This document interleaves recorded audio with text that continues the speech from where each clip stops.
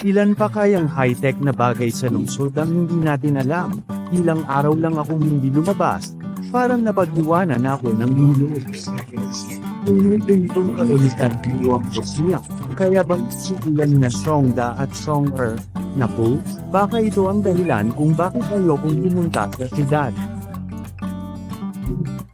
Ngayon, pati bus stop, pwede nang tumulong sa'yo gamit ang boses mo. Ang bilis ng pagbabago, pati sa ere, gusto kong kumain ng Shack County Snacks. Hinahanap na nito ang malapit na Shack County Snacks.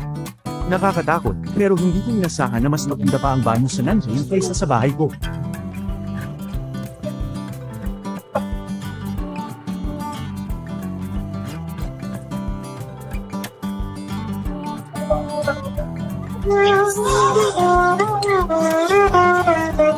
Hindi mo sasabihin banyo ito, aakalain kong dating dito, pati basurahan.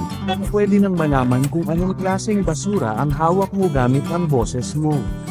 Paano gamitin ang basurahan na ito? Anong klaseng basura ang nasa harap ng frame? Ang frame sa harap ay para sa recyclable waste. Pero ang pinaka-nakakagulat sa akin ay ang self-driving taxi. Ito ang unang beses kong sumakay sa ganap na self-driving ng sasakyan.